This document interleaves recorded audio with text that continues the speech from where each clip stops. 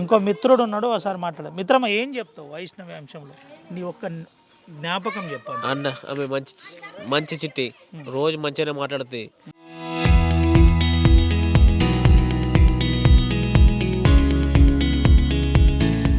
Suddenly ఏం జరిగిందేమో అన్న అర్థం కాలే. తెల్లారు లేసే వరకు మా పానాలు వీక్నాయి అన్న. మంచిగా మాట్లాడుతుంది రోజు. మంచి వ్యక్తి, మంచి గుణం ఆమె. బయట ప్రపంచం ఏమి తెలియదు అన్న. మంచి వ్యక్తి చాలా. నల్లి ఉన్నాడు పొడి చేసి పీకిండు. వాళ్ళ వైష్ణవి భర్త పడు చంపేసిండు 12:30కు.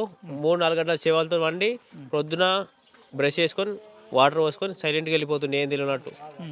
తర్వాత చావు చేసినాక మేము అందరం వచ్చినాం. షాకింగ్ వెళ్ళినాం అప్పుడే. ఇక ఏం లేదు అన్నీ వీళ్ళకైతే న్యాయం జరగాలి కదా, ఒకటి ప్రభుత్వాన్ని కోరుతున్నాం కదా ఒకటి. వాళ్ళు న్యాయం అంశంలో ఆర్టీవీ కూడా మీతో ఉంటుంది.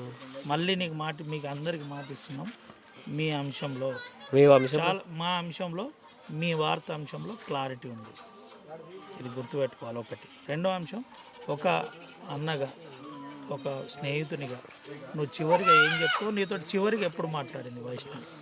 అదే రోజు మాట్లాడింది, లాస్ట్ రోజు. ఇక్కడ వాళ్ళ కిరణం, చిన్న కిరణం, ఇక సామాన్లు తీసుకున్నాక అన్నయ్య తిన్నామంటది రోజు. ఏం లే అన్న, ఆ పిల్లకు న్యాయం జరగాలి.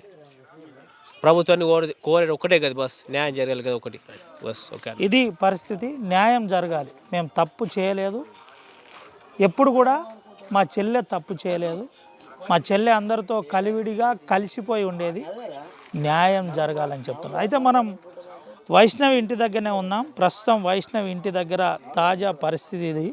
అయితే ఎప్పుడు అన్నలతో తమ్ముళ్ళతో కలిసిపోయి ఉండే వైష్ణవి ఇప్పుడు లేదు. లేకపోవడం ఒక రకంగా కంటతడి అందరిని పెట్టిస్తుంది. కాకపోతే ఆ బాధను దాచుకొని మాట్లాడే ప్రయత్నం. ఎట్లుంటుంది అన్న ఇక్కడ వైష్ణవి? చాలా బాధ అనిపిస్తుంది. ఎందుకంటే పాపం ఆమె అమ్మాయికి ఏం తెలియదు పాపం. అందరితోటి మంచిగా ఉండే ఓళ్ళని, కానీ ఇట్లా చెడు గుణం ఆమె దగ్గర లేదు. అందరితో అన్న, మామ, అన్నయ్య, బాబాయ్ ఇట్లా అనే అమ్మాయి ఇప్పుడు ఒకటే పారి ఇట్లా అయింది అనే వరకంటే మాకే బగ్గ బాధ అనిపిస్తుంది. అదొక బాధ. మళ్ళీ ఫేక్ న్యూస్. ఇప్పుడు హరిబాబు హాస్పిటల్లో ఉన్నాడు. 5 వరకు అంటే మా వాళ్ళకు పిల్లలకు వాళ్ళు వేయిండ్లు ఒక పరి ధర్నా వేసేయండ్లు, మా వాళ్ళు ధర్నా వేసేయండి. ఫేక్ వార్త ఎక్కువ అయిపోయింది. అట్లా మేము కూడా ఏమనుకుంటున్నామంటే, అయ్యో వీళ్ళు మా వాళ్ళు నిజంగా మాకు తెలియకుండా వేసిండ్లేమో, మరి గిట్టెట్లా అయింది అన్నట్టు మేము కూడా చాలా బాధపడుతున్నాము. ఎక్కడికైనా కానీ అయ్యో మీ ఊరు అమ్మాయి గిట్టెట్లా అయింది అంటే మాకే బాగా దుఃఖం వస్తుంది. ఎందుకు అని అంటే మా కళ్ళ ముంగట తిరిగిన పాప మాకు కోడలు వరుస అవుతుంది. అరే గిట్ల మొన్నటిదాకా మంచిగా ఉండే ఇప్పుడు గిట్టెట్లా అయిందని అన్నట్టు ఒక చాలా దుఃఖం ఉంది.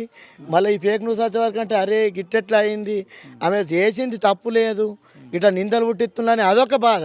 అంటే ఇప్పుడు మేము ఉన్నదే బాధలు ఉన్నాము. ఇంకా బాధలు ఉండగా ఇంకా బండరాళ్ళు ఎత్తేసినట్టు ఇంకా ఎత్తేసే వరకు అంటే ఇంకా చాలా బాధ అనిపిస్తుంది. ఇది కరెక్ట్ కాదు.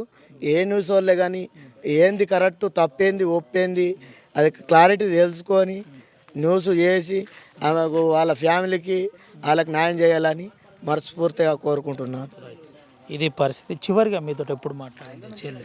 మాతోటి అంటే మామూలుగా నేను ఎల్లమ్మ కాడికే అయినా, ఆమె ఒక వీడియో వాళ్ళు షూట్ వీడియో తీస్తుండ్రు. బాబాయ్ మంచిగా ఉన్నావు అంటే మంచిగా ఉన్నారు నాన్న, ఎటు పోతున్నారు అంటే బాబాయ్ గిట్ల ఒక వీడియో తీస్తున్నావు అంటే ఓకే ఓకే బాయ్ రా నాన్న అని మామూలుగా నేను వెళ్ళిపోయినా. వాళ్ళు షూట్ తీసుకుంటారు గక్కన్ని, మామూలుగా అన్నీ షూట్ తీసుకుంటారు. ఒకరే నాన్న అని మామూలుగా నేను వెళ్ళిపోయాను అంతే. ఇక అదే లాస్ట్ మాట అయిపోయింది. ఇక మేము కూడా బాగా వచ్చినాము. చాలా బాధ అనిపిస్తుంది. అరే ఉండి ఉండి ఒకటే పారి గిట్లా లేకుండా అయిపోయిందని దుఃఖం కూడా చాలా ఉంది. ఇది పరిస్థితి. బాబాయ్ చిన్న వీడియో తీస్తున్నా, సమాజానికి జాగృతి పరిచే ప్రయత్నం చేస్తున్నా, అందరికీ వాస్తవాలు తెలవాలని ప్రయత్నం చేస్తున్నా అని చెప్పారు. అటు చూపెట్టచ్చు. వైష్ణవికి సంబంధించిన వార్త చదువుతుంటే అందరూ ఇటే చూస్తున్న దృశ్యం మనకు కనబడుతుంది. అయితే మనం వైష్ణవి ఇంట్లో పరిస్థితి ఒకసారి పలకరించే ప్రయత్నం చేద్దాం. ఈ టైంలో వాస్తవంగా మాట్లాడించద్దు, మందలించద్దు.